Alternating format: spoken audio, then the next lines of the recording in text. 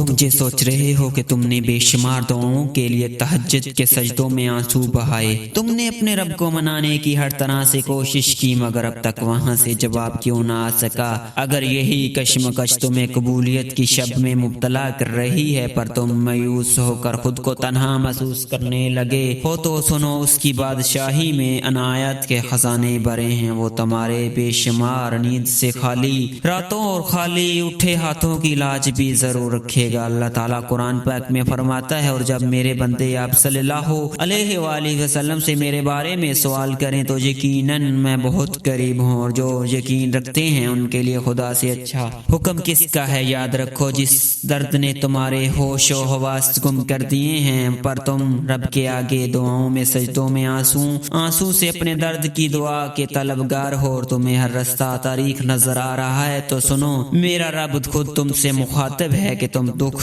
में अपना तवाज़न ना खो बैठना। तुम्हारा रब अपनी ज़ात व सिफात में हर एक से बालातर है, और उसके कमालात लाजवाल हैं। जान रखो, अल्लाह जालिम और सख्तगीर नहीं, वो पूरी तरह बाखबर होने के बावजूद तुम्हारे हक में रहीम है।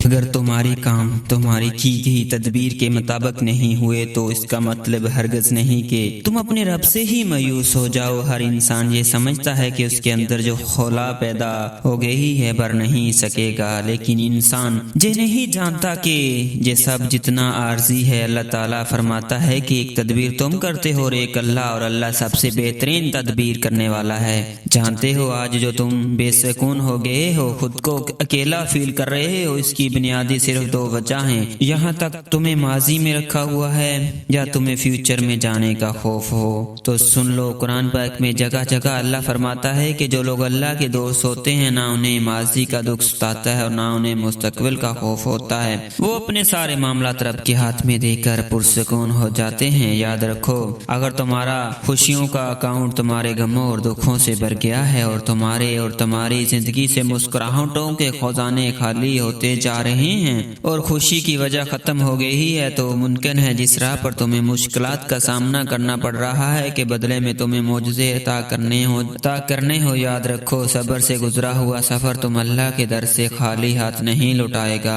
जिंदगी के अरूज और ज़बाल में अपने रब की रजा में शुक्रगुजार रहने वाले लोग वो भी पा लेते हैं जिसे दुनिया नामुमकिन का खिताब दे चुकी हो। और ये भी हो सकता है कि अल्लाह की तरफ से तुम्हें कोई चीज भी बेहतरीन रिप्लेसमेंट मिली हो। कभी अपने फ्रेंड से पूछना कि अगर वो तुम्हारा नसीब लिख दे तो कैसा लिखे। तुम ये कैसे भूल सकते हो कि जो 70 माओं से ज्यादा मोहब्बत करने वाला है, वो ये नहीं जानता कि तुम्हारा दिल कैसा है।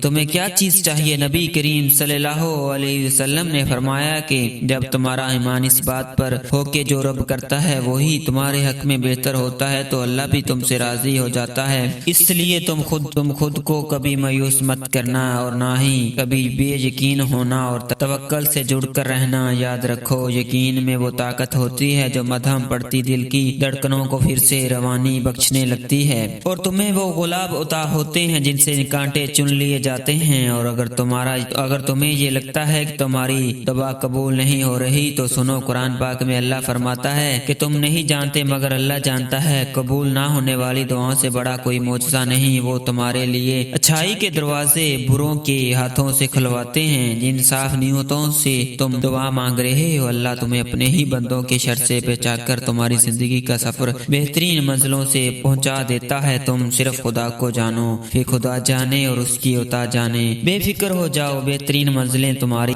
दुआएं जब कबूलियत के दरवाजे खोलेंगी तो तुम्हारी बिखरी जिंदगी निखर जाएगी। वो अपने फजल का ऐसा निजाम चलाएगा कि अताओं के सारे बंद दरवाजे तुम पर खोल दिए जाएंगे, और जे गमों की चादर रहमत का साहिबान बन जाएगी, और दुआओं की कबूलियत तुम्हारे लबों की मुस्कुराहट में बदल जाएगी इंशाअल्लाह।